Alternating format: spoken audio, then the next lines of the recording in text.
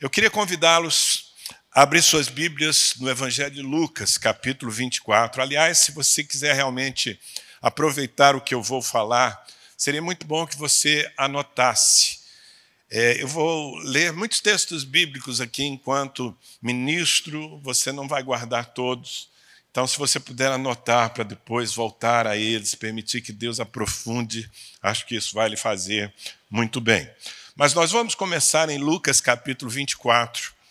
Nós vamos ler os versículos 13 a 15, depois o 28 e 29, que resumem uma história muito inspiradora.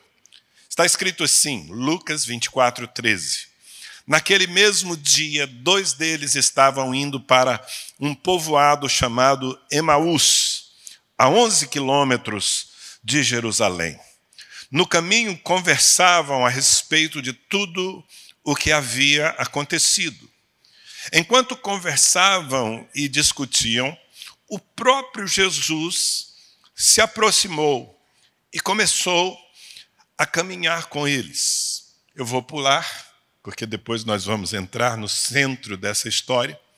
Eles não reconheceram Jesus, andaram quilômetros com ele, até que tiveram uma experiência de libertação. Mas no versículo 28, há um ponto decisivo. Ao se aproximarem do povoado para o qual estavam indo, Jesus fez como quem ia seguir adiante.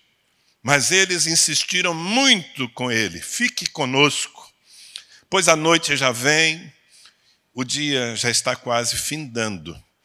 Então, ele entrou para ficar com eles.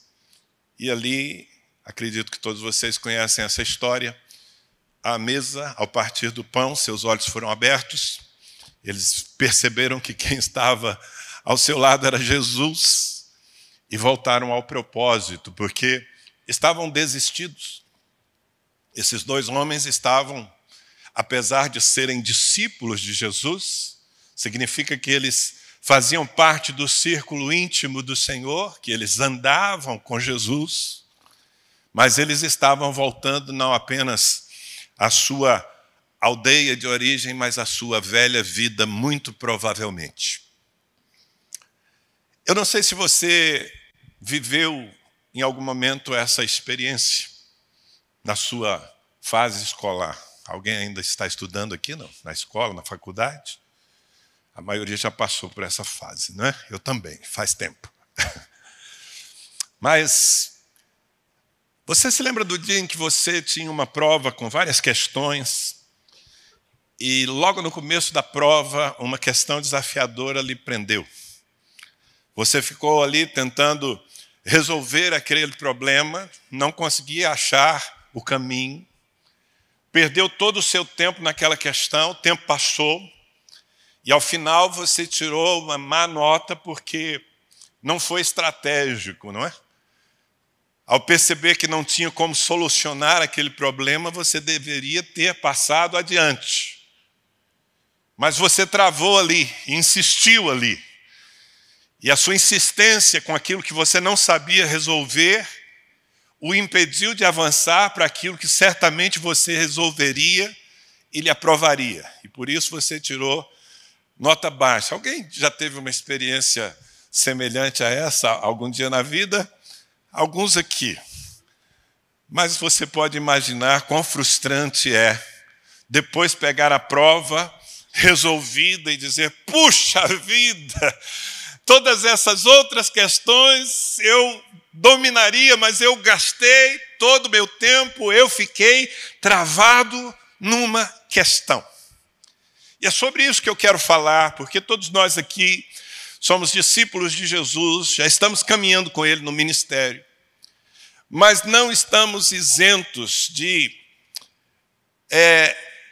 ser visitados por surpresas que não estão no nosso script e nos embaraçarmos ali.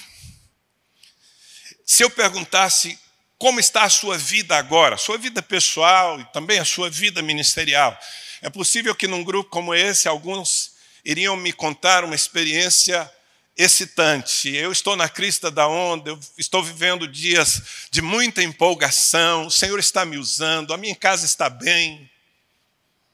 Ou talvez alguém me chamaria no canto e diria: pastor, tem sido dias tão difíceis para mim.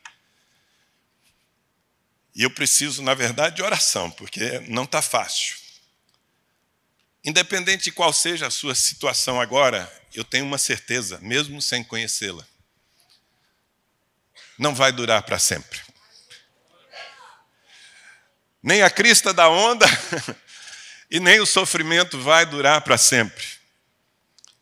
E exatamente quando nós somos surpreendidos por algo negativo, algo forte, uma perda, uma decepção, nós podemos nos complicar e podemos paralisar o processo de Deus e corremos riscos sérios. Eu conheço gente que, de fato, desistiu da fé porque não soube processar um problema. Outros não desistiram de Deus, mas desistiram do propósito, encostaram o arado, deixaram no campo. E eu diria que viver em nome de Deus fora do propósito de Deus é muito pobre. Esses dois homens aqui estavam vivendo esse momento em suas vidas. 3 dias antes desse encontro com Jesus, eles foram surpreendidos pela cruz. Não deveriam ser, porque Jesus lhes havia advertido. Jesus vinha falando: está chegando o tempo difícil, é necessário que eu vá, o Filho do Homem será entregue, eu morrerei, mas ao 3º dia ressuscitarei. Mas parece que por mais que Jesus procurasse preparar o coração deles para aquele momento, não só eles dois, mas os demais, de uma forma geral, estavam assim como tão seguros de que a vida seguiria sem sobressaltos, que quando finalmente aconteceu a crise da cruz, eles viram o seu Senhor sangrando até morrer.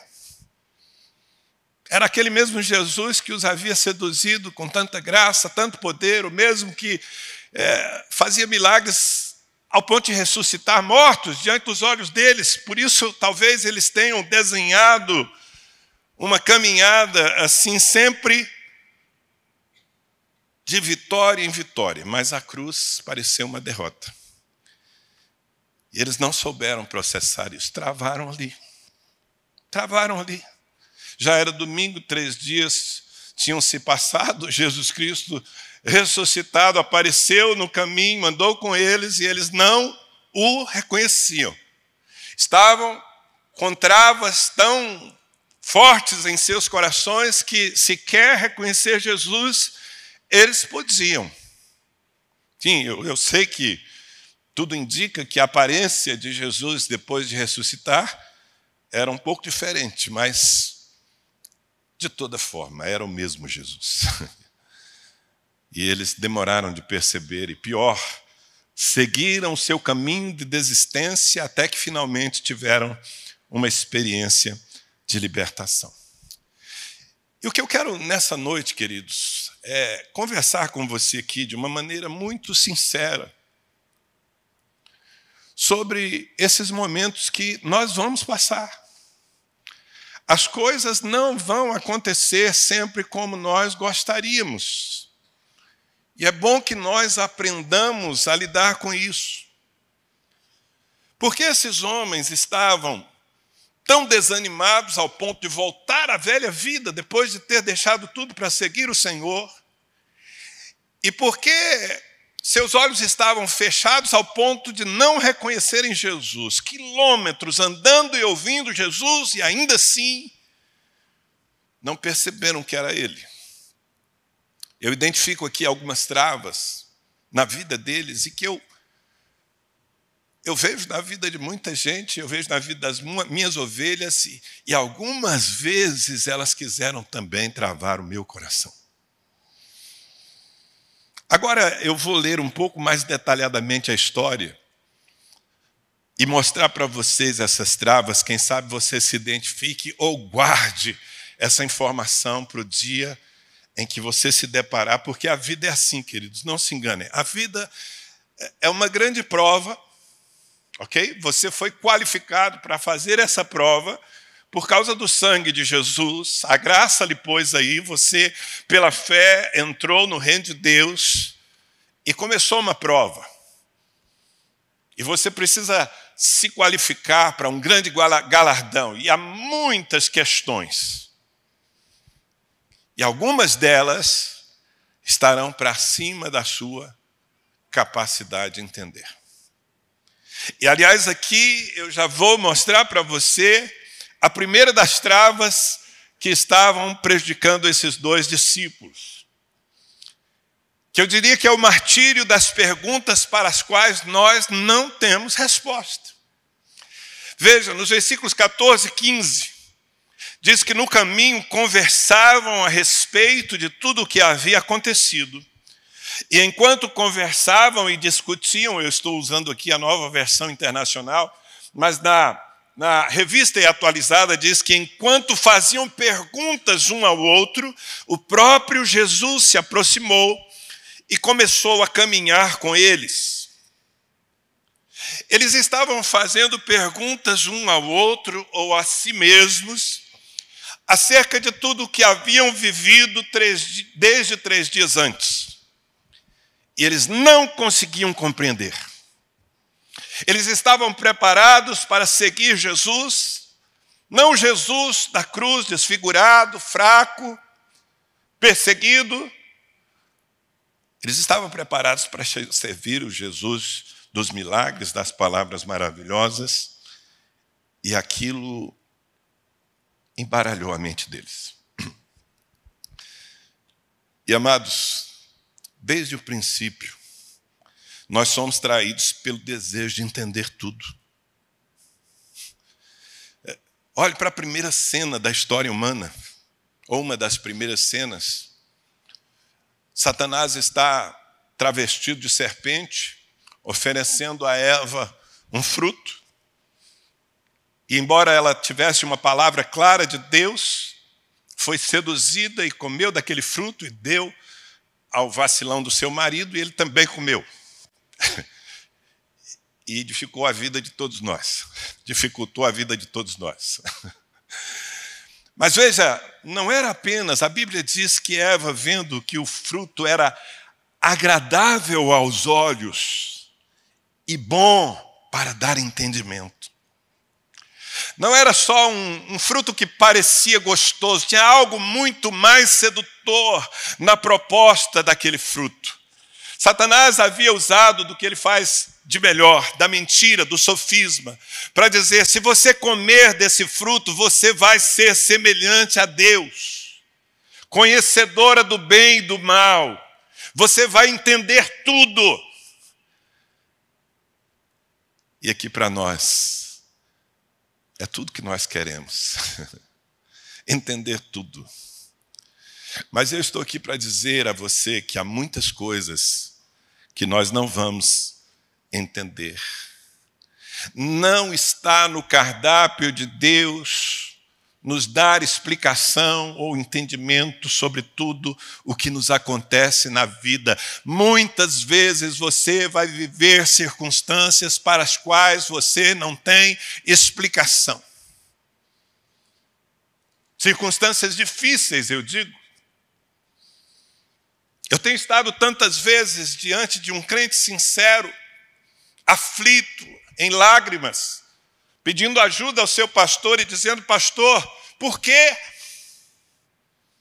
Porque o meu esposo partiu tão cedo?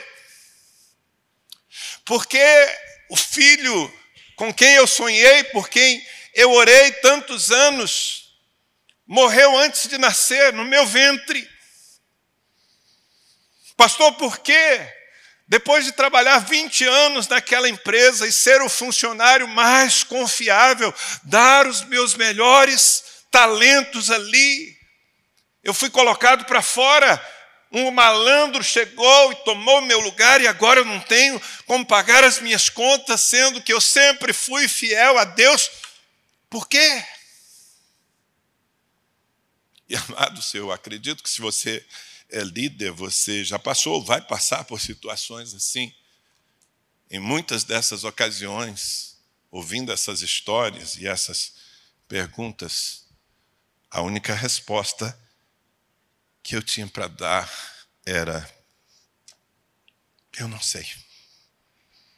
Eu não sei. Eu também não entendo. Amados, eu não entendo porque o meu médico, o meu discípulo, agora, um dos homens mais compassivos que eu tenho na minha igreja, um homem que virou um anjo de uma comunidade inteira, sem falar dos de fora. Um cara que, sem ser o médico da minha mãe, passava no quarto dela, quando ela estava internada, por meses, praticamente todos os dias, só para vê-la. E hoje eu recebi uma mensagem dele: não está fácil. Um câncer que voltou, uma cirurgia complicadíssima e provavelmente a necessidade de começar um processo de quimioterapia. Aí, na minha vontade de entender, eu vou para a oração e digo: Senhor, mas por que ele? Ele é tão bom, ele é tão fiel, ele semeia em tantas vidas, ele tem sido fonte de saúde para mim. E nem sempre eu tenho respostas. E nós precisamos nos acostumar com o fato de que, vez aqui, vez ali, nós não teremos respostas. Porque não fomos chamados para entender tudo, fomos chamados para confiar. Você foi chamado para confiar, mesmo que não entenda. Deuteronômio 29 diz que as coisas encobertas pertencem ao Senhor nosso Deus, porém as reveladas nos pertencem a nós e a nossos filhos para sempre, para cumprirmos todas as palavras dessa lei. As coisas encobertas pertencem ao Senhor. Deus, em sua soberania e sabedoria, determinou que certas coisas são só dele. Renda-se a isso, meu irmão. Porque senão você pode ficar travado num problema que você nunca vai conseguir resolver, enquanto o plano de Deus lhe espera adiante com tanta coisa sobre a qual você terá domínio e controle. Então, a minha palavra, que eu creio que é a palavra de Deus para o seu coração, é: não trave em algo que você não compreende. Passe adiante. Confie no Senhor. Tenha a atitude que teve o salmista no Salmo 139, versículo 6, ele diz: tal conhecimento é maravilhoso demais para mim, é sobremodo elevado, não o posso atingir. Gente, isso é humildade, isso é rendição. Quando nós percebemos que Deus não está querendo nos dar explicação sobre algo, ao menos não está querendo hoje, e sobre algumas coisas Ele não nos dará explicação nunca.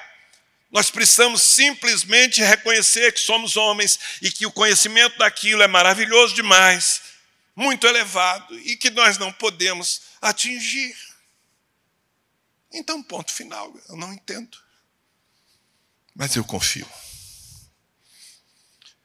É o mesmo espírito do Salmo 131, versículos 1 e 2. Foi por isso que eu pedi que você anotasse os textos, porque quem sabe você pode voltar a eles, deixar Deus fazer algo mais profundo depois.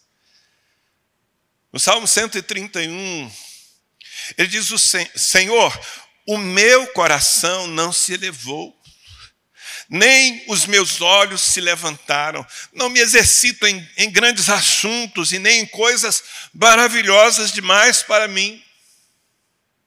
De certo, fiz calar e sossegar a minha alma. Como uma criança desmamada se aquieta nos braços de sua mãe, assim é a minha alma para comigo. Essa é a atitude, queridos. Senhor, eu reconheço que há coisas que são muito grandes e eu não vou perder o meu tempo com elas.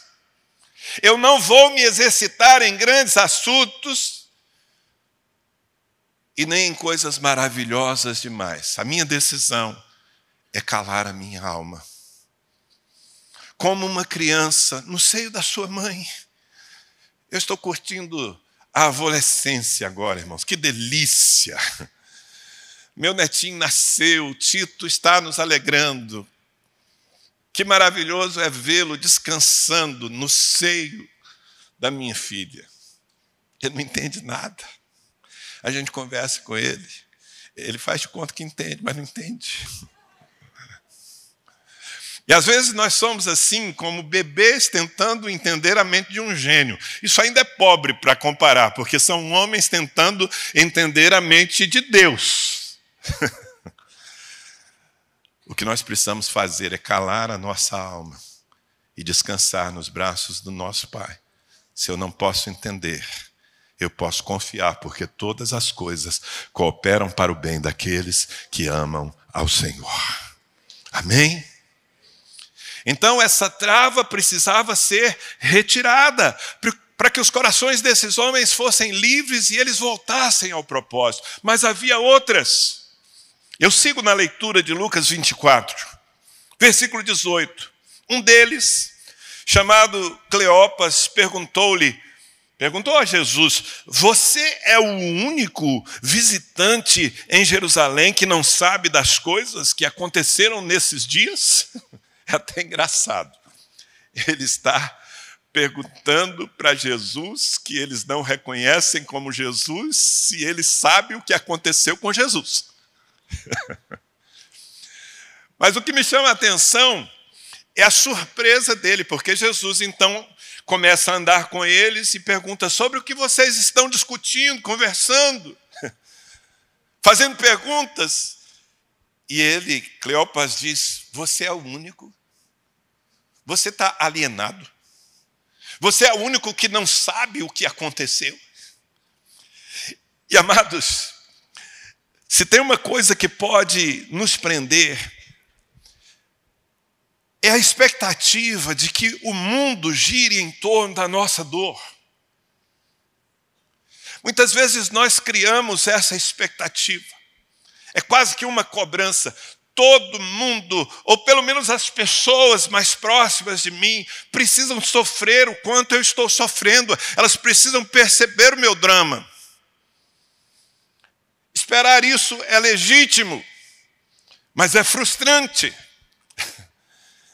Porque ninguém vai sofrer o nosso drama como nós sofremos. Eu disse que eu ia ser bastante realista com vocês aqui. Afinal de contas, eu estou tentando cooperar com o Espírito Santo para que ele forje aqui líderes que sejam inabaláveis. Você precisa ser um homem, uma mulher, um líder inabalável. E isso não pode depender de mar tranquilo o tempo todo. Você vai ter decepções e muitas vezes vai sangrar. E nesses momentos de extrema carência, nem sempre as pessoas que mais lhe amam estarão tão envolvidos quanto a sua alma gostaria. Não necessariamente porque essas pessoas sejam indiferentes, mas porque elas têm que seguir também a sua própria vida. Elas não podem parar e mergulhar 100% na nossa dor. Nós precisamos desfazer essas expectativas. Pera lá, pastor, você está querendo me convencer de que eu não devo esperar nada dos homens? Não, eu estou querendo lhe convencer de que você não deve esperar tudo dos homens.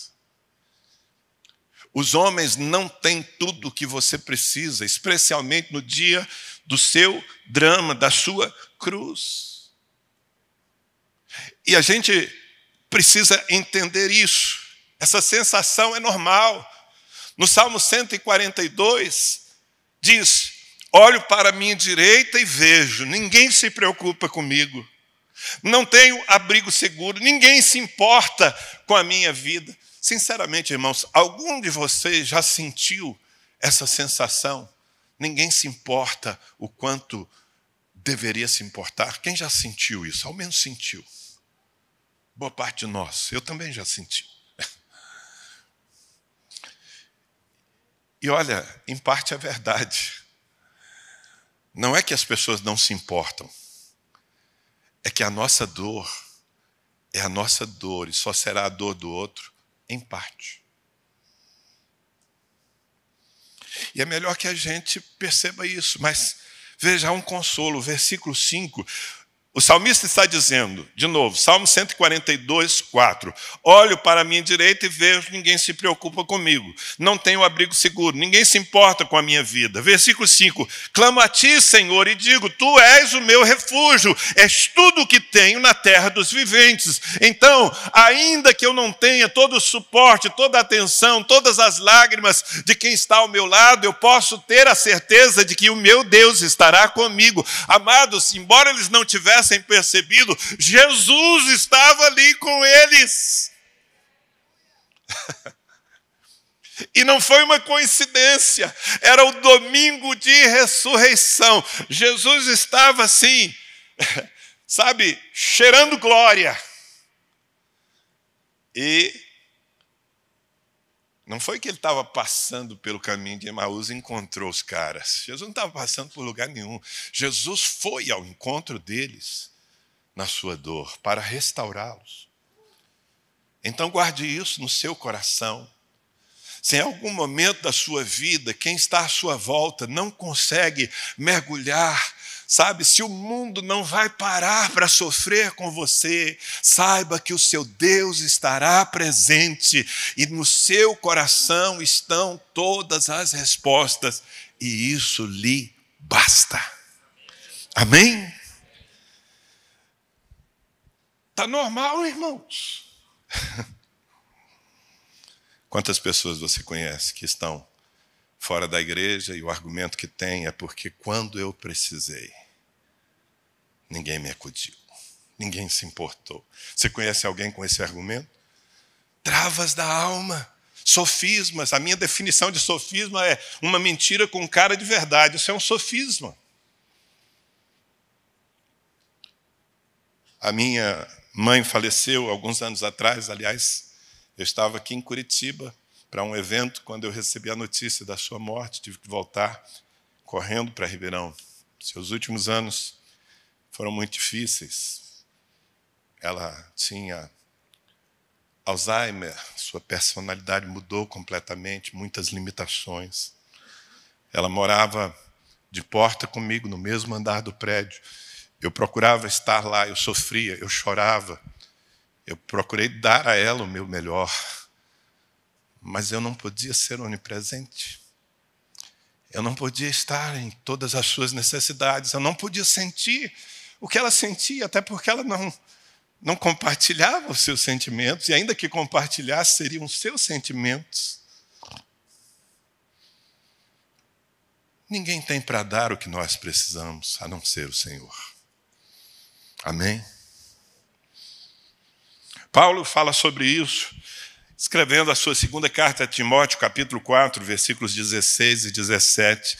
Ele diz, na minha primeira defesa, ele estava sendo julgado, realmente num momento difícil da sua vida. Ele diz, na minha primeira defesa, ninguém apareceu para me apoiar. Todos me abandonaram. Que isso não lhe seja cobrado.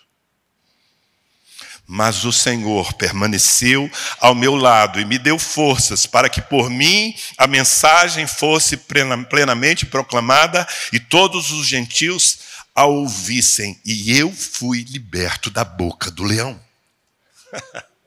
Esse é um homem maduro. Ele não nega a realidade que os homens nem sempre estão presentes. Todos me abandonaram num momento difícil, ninguém estava comigo. Mas aí vem a maturidade, que isso não lhe seja cobrado. Eu entendo que as pessoas têm os seus limites, até mesmo as suas covardias. Mas ele não para por aí. Não é um crente mimizento que está reclamando e dizendo, ninguém me ama, ninguém me quer, como é que eu posso seguir? Não. As pessoas não puderam estar ao meu lado ou não quiseram estar ao meu lado, mas o Senhor permaneceu ao meu lado e me deu forças e eu fui libertado da boca do leão. Então aprendamos nós a esperar completamente na graça. A minha graça te basta. Salmos 27:10, porque se meu pai e minha mãe me desampararem, o Senhor me recolherá. Amém? Salmos 46:1, eu disse que eu ia lhe dar muitos textos bíblicos aqui. E eu realmente acredito que o que está escrito tem mais poder do que aquilo que eu posso argumentar. Salmos 46:1, Deus é o nosso refúgio e fortaleza, socorro bem presente na angústia. Diga comigo, meu Deus é bem presente na angústia. Que isso nos baste, irmãos, para que nós não travemos na nossa jornada. Então ele pergunta para Jesus, és tu o único que não sabes das coisas que aconteceram? Versículo 19, que coisas? Jesus, ele tinha bom humor, fala a verdade. Que coisas? Perguntou ele. O que aconteceu com Jesus de Nazaré? Respondeu eles. Ele era um profeta, poderoso em palavras e em obras diante de Deus e de todo o povo. Os chefes dos sacerdotes e as nossas autoridades o entregaram para ser condenado à morte e o crucificaram. E nós esperávamos que era ele que ia trazer a redenção a Israel. E hoje é o terceiro dia desde que tudo isso aconteceu. Aqui está, de certa forma, exposta uma outra trava que muitas vezes nos desafia, que é a dificuldade de lidar com as expectativas frustradas. A maioria de nós aqui tem dificuldade de lidar com expectativas frustradas. Veja, esses homens, embora tenham sido advertidos pelo Senhor de que haveria uma crise, haveria morte, haveria perseguição, tudo isso havia sido predito, mas eles estavam tão empolgados com o Superman Jesus, que resolvia todas as paradas, que eles não conseguiram, então, superar a fraqueza da cruz. Veja, não fazia parte do script deles. Todos nós fazemos scripts. E é bom que façamos. A Bíblia diz que o nobre projeta coisas nobres e na sua nobreza perseverará. Então eu não estou querendo desestimular você a fazer planos e a orar por eles e a dizer, Senhor, faça assim na minha vida, faça assim na minha família, faça assim nos meus negócios e esperar de fato que aconteça de acordo com aquilo que você espera, que você deseja. Mas escuta que é muito aconselhável que ao final dessas orações você diga, se tu quiseres. Porque, irmãos, nem sempre o script de Deus casa com o nosso. Nem sempre as nossas expectativas, por mais fiéis e dedicados e crentes que sejamos, se cumprem. Eu sou um cara planejado, eu gosto de ter o controle de tudo. A minha esposa é o contrário, a minha esposa é aventureira, ela crê que vai dar certo, e vamos que vamos. Eu não. Se nós vamos viajar, e nós vamos viajar semana que vem, vamos para a Europa, cumprir alguns compromissos ministeriais lá, mas também tirar um tempo de férias. Eu já estou com tudo organizado, todas as passagens compradas, todos os hotéis reservados, está tudo milimetrado aqui. Mas eu tenho que admitir que, por mais que eu queira controlar as coisas, às vezes algo sai da rota. Eu posso estudar o GPS antes, eu posso encontrar o caminho melhor, eu posso prever o tempo que eu vou chegar. Mas às vezes um acidente na estrada, uma obra na pista, me obriga a refazer a rota, a refazer os planos e a abrir mão da expectativa que eu tinha. E eu acho que você precisa pedir ao Espírito Santo para lhe ensinar a viver essas surpresas. Um dos problemas desses rapazes aqui, eu pelo menos os vejo assim, como rapazes, é que eles fizeram um desenho. Nós esperávamos que ele fosse aquele que haveria de redimir Israel. Eles criaram expectativas sobre Jesus e sobre como seria a caminhada, que não incluíam a cruz. E quando a cruz veio, então o coreto deles bagunçou. Vocês estão comigo? Estou conseguindo me expressar direito? Lembra da história de José? José, filho de Jacó? Eu tenho um livro escrito sobre José, Liderança Acima da Média. Eu falei dele agora há pouco, não é? José era um garoto prodígio. Ele era o preferido do seu pai. Ele tinha a roupa que os outros irmãos não tinham. E não apenas a predileção do seu pai por ele, mas o próprio Deus lhe dava sonhos. E em todos os sonhos, Deus colocava José no topo. Mas de repente, assim, do dia para a noite, irmãos, ele é traído pelos seus irmãos, vendido a estranhos. E no dia seguinte ele acorda no Egito, numa praça, sendo vendido como escravo.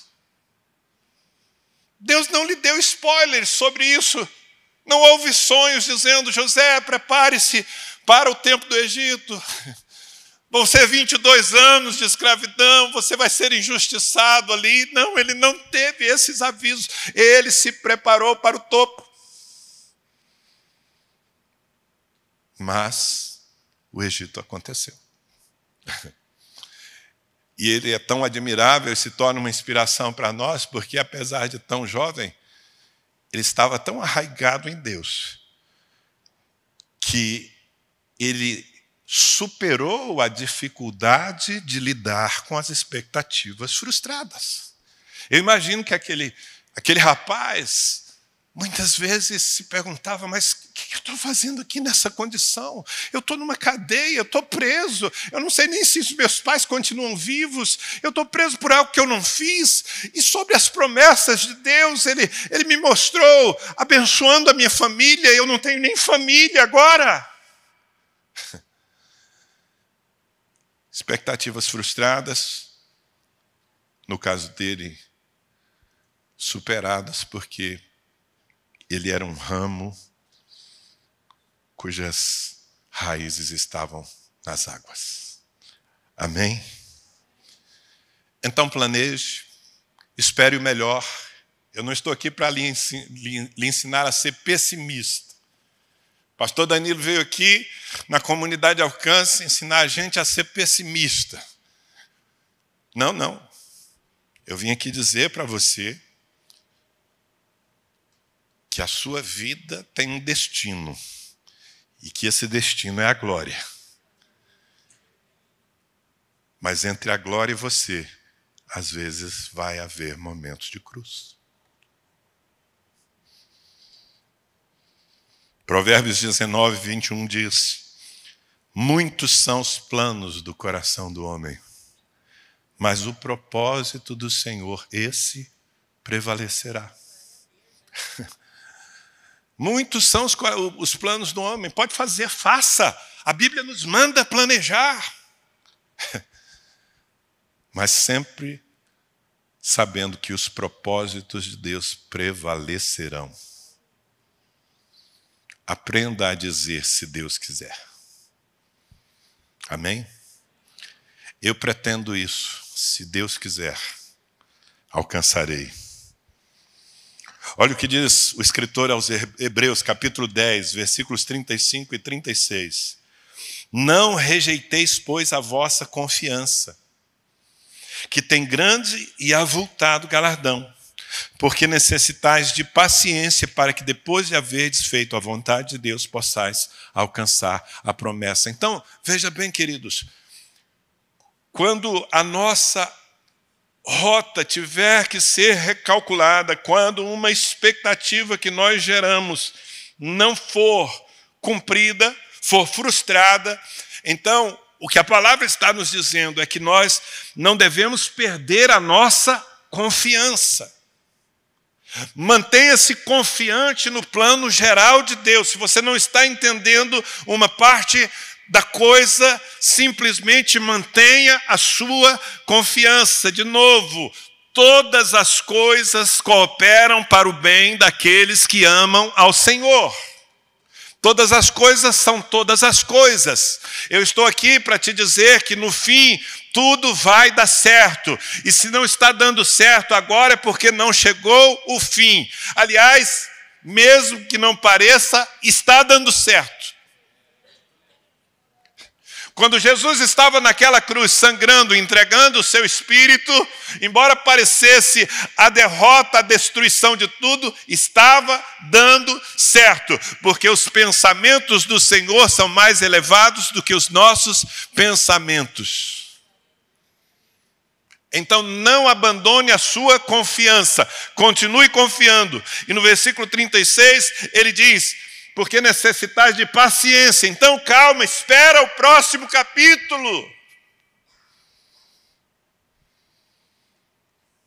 Porque talvez no próximo capítulo você não tenha a resposta para o capítulo de agora. Mas no próximo capítulo você verá que Deus continua conduzindo a sua vida em vitória. Amém? Mas eu preciso lhe falar de uma última trava para nós termos um tempo de oração e eu não abusar de vocês aqui. Versículos 22, voltamos para o nosso texto, Lucas 24, 22. Eles estão dizendo para Jesus: algumas das mulheres entre nós nos deram um susto hoje. Foram de manhã, bem cedo, ao sepulcro e não acharam o corpo dele. Voltaram e nos contaram ter tido uma visão de anjos, que disseram que ele está vivo. Alguns dos nossos companheiros foram ao sepulcro e encontraram tudo exatamente como as mulheres tinham dito, mas não o viram. E parece que o mas não o viram tem mais peso do que os sinais que eles haviam recebido através das mulheres. E aqui eu vejo uma outra coisa que nós precisamos superar. É a dependência de provas inequívocas para termos esperança. Nós fomos chamados a viver pela fé. Amém? E fé não tem nada que ver com sinais. Fé tem a ver com palavra. Eu apoio a minha fé na palavra, não nos sinais. Veja, esses dois estão dizendo: nós não temos nenhuma coisa clara acerca da ressurreição dele. Por isso estavam voltando para casa, desistidos. E se a gente espera sinais para crer, então vira um ciclo vicioso, porque é a fé que ativa o milagre. Mas se nós dependemos de ver para crer, então nós não cremos, e se não cremos, não tem milagre. Está dando para entender, não?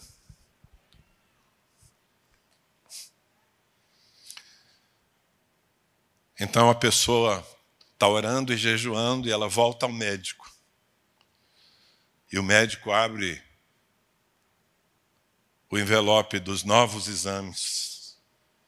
E ela espera que ele diga: opa, parece que algo está acontecendo. Essas taxas aqui melhoraram muito.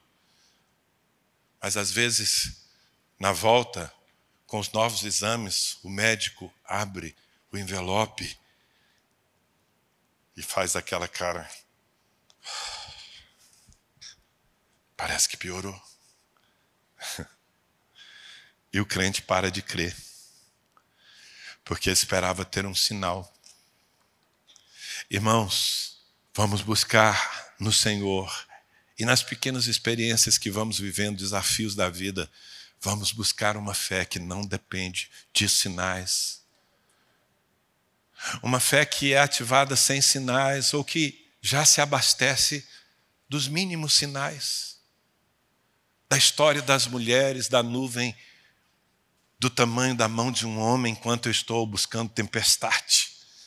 Isso já é suficiente, porque eu tenho uma palavra de Deus, porque senão nós vamos ficar presos em certas circunstâncias sem viver o melhor de Deus. Hebreus 11:1 define a fé. A fé é o firme fundamento das coisas que se esperam, é a prova das coisas que se não veem. Você não precisa ver.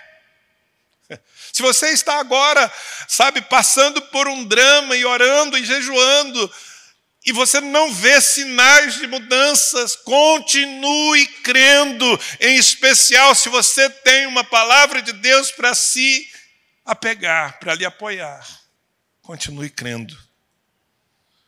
Porque, como diz Paulo em 2 Coríntios 5:7, nós andamos por fé e não por vista. Fala para o seu vizinho aí, nós andamos por fé, meu irmão, não por vista. Então, se tiver o que ver, dá glória a Deus e se fortaleça. E se não tiver sinal algum, creia. Amém? Porque o Senhor, Ele sempre termina aquilo que Ele começa. Eu leio mais um texto, só para fortalecer essa ideia, um grande exemplo, para nos inspirar, para dizer, não é teoria não, gente como nós viveu isso. Romanos capítulo 4, versículos 18 a 21. Abraão, contra toda esperança, em esperança creu, tornando-se assim pai de muitas nações, como foi dito a seu respeito, assim será a tua descendência. Sem enfraquecer na fé, reconheceu que seu corpo já estava sem vitalidade, pois já contava cerca de 100 anos de idade, e que também o ventre de Sara já estava sem vigor.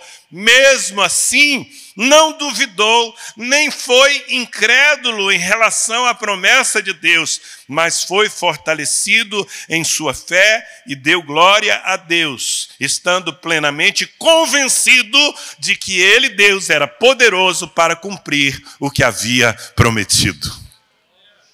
Que tremendo! A Bíblia, com essa linguagem educada e clássica, parafraseando aqui, irmãos, era o seguinte: Abraão reconhecia que não tinha Viagra que desse certo na vida dele mais, e que a velhinha já estava na menopausa há décadas. Mas ainda assim ele creu. Crendo contra a esperança, crendo contra as evidências, crendo porque tinha uma promessa. O que eu estou dizendo para você é: apegue-se sempre às promessas, ainda que você não tenha nenhum sinal de que vai acontecer. É assim que nós vamos viver os grandes milagres da nossa vida. Terminando a história, versículo 25, Jesus lhes disse: como vocês custam a entender e como demoram a crer em tudo que os profetas falaram. Não devia o Cristo sofrer estas coisas para entrar na sua glória? E começando por Moisés e todos os profetas, explicou-lhes o que constava a respeito dele em todas as Escrituras. Como vocês custam a entender e como demoram a crer. Esse é um outro problema nosso, pelo menos de parte de nós. A lentidão para entender, aceitar que o sofrimento faz parte do processo. Escuta aqui, estou terminando. Você não foi chamado para o sofrimento. Ninguém aqui foi chamado para o sofrimento. Amém? Não me venha, de vez em quando chega um crente, daqueles bem para baixo, ele fala assim: pastor, eu acho que o meu ministério é ser um Jó. Eu falo, glória a Deus, então você está prosperando, você vai acabar a vida com 2 vezes mais do que tudo que você perdeu. Porque esse foi o chamado de Jó. O sofrimento foi uma fase. O sofrimento sempre é uma fase. Você foi chamado para a glória. Amém? Mas o sofrimento faz parte do processo. Eu sei que tem um evangelho fofinho sendo pregado pelos púlpitos do mundo, dizendo que depois de Jesus vai ser tudo legal. Tudo bem, sem dores. Mas esse não é um evangelho verdadeiro. Sofrer faz parte. Amém? De novo, por favor, não me entendam mal. Eu não estou aqui tentando levá-los ao sofrimento. Eu estou aqui apenas dizendo que quando ele acontecer, é só uma parte do processo. Permaneça firme. Eu acho interessante, João 16:33, Jesus diz assim: tenho-vos dito essas coisas para que tenhais paz. Pensa, Jesus reunindo os discípulos, falando assim: pessoal, vou falar umas coisas aqui para que vocês tenham paz. Eu acho que eles se prepararam para, ele vai falar que vai ser tudo legal, que vai dar tudo certo, que vai ser sempre mar tranquilo, vento favorável. Aí Jesus disse: quero dizer uma coisa para que vocês tenham paz. No mundo tem perrengue. No mundo tereis aflições, mas tem de bom ânimo, eu venci o mundo. Então veja que a paz que o Senhor quer que tenhamos e preservemos não é a paz do mar tranquilo. É a paz da segurança de que quando o mar se agita é só um momento, vai passar. A cruz é passagem, a glória é eterna. Por favor, fique em pé, em nome de Jesus. Eu quero que você, nessa noite, ao ouvir essas coisas, permita que elas fiquem aí no seu coração como uma vacina, mas quem sabe alguém que está nesse momento vivendo um drama, fazendo perguntas, querendo a solidariedade do mundo todo e travado numa questão que não consegue resolver. Quem sabe o que você precisa agora é simplesmente dizer: Jesus, eu estou tão perdido, mas fica comigo. Entra na minha casa agora. Aqueles homens, embora não tivessem reconhecido Jesus, uma centelha, o coração deles ardia enquanto Jesus falava. E isso fez com que eles o convidassem para entrar, e ao entrar na comunhão, seus olhos foram abertos.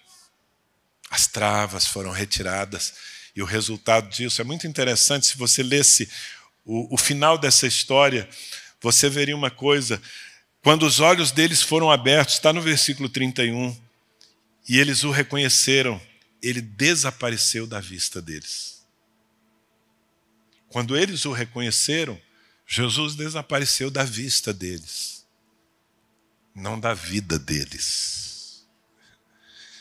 E imediatamente eles voltaram para Jerusalém. Imediatamente eles procuraram os apóstolos que estavam reunidos com outros irmãos, e eles disseram: estamos de volta ao propósito. As travas do nosso coração foram arrancadas, nós estamos livres. Amém? Eu queria lhe dar um minutinho para que você orasse ao Senhor. Eu não sei se Deus pôs essa palavra, que é muito mais uma palavra pastoral, no meu coração. Eu acredito que seja porque Ele queira destravar alguém aqui, ou porque Ele queira preparar você para as crises que virão. Que o Espírito Santo lhe lembre do que você ouviu e que você simplesmente mantenha a sua confiança. Converse com Deus. Agora, feche seus olhos. Antes que eu ore por você, ore você mesmo. Em especial se você está preso em perguntas martirizantes. Talvez algo lhe aconteceu há muito tempo e você não avança por causa daquele problema. Você não consegue aceitar e muito menos entender. E o Espírito Santo está pedindo a sua rendição. Entrega para Ele, querido. Passa adiante. Vai adiante, deixa isso para trás. As coisas ocultas, encobertas pertencem ao Senhor. Você não foi chamado para entender. Você foi chamado para confiar. Aleluia, aleluia. Espírito Santo, Tu conheces os corações, Tu perscrutas as profundezas do homem. E eu quero te pedir, derrama desse óleo libertador sobre a vida daquela pessoa que está travada num momento difícil da sua vida. Ajuda aquele que teve as suas expectativas frustradas. Ajuda aquele que se sentiu ou se sente muito só num problema. Ajuda-o a perceber que o Senhor está no caminho com ele.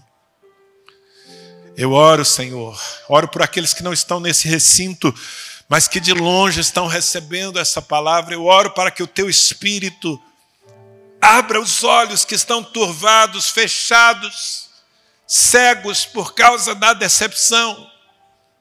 Abra esses olhos para perceber que tu estás aqui, que a cruz foi só a plataforma para a ressurreição. E que assim é na nossa vida também. Eu te peço mais, meu Deus, eu não sei o que vai me acontecer amanhã, e nem o que vai acontecer aos meus irmãos. Nós esperamos o melhor, nós estamos avançando para o melhor. Mas eu te peço, Senhor, se vamos enfrentar momentos de cruz, que o Espírito dessa palavra nos sustente. Que nenhuma provação, nenhuma questão nos tire do caminho, nos tire da direção certa. Meu Deus, livra-nos de voltar para Emaús, Senhor.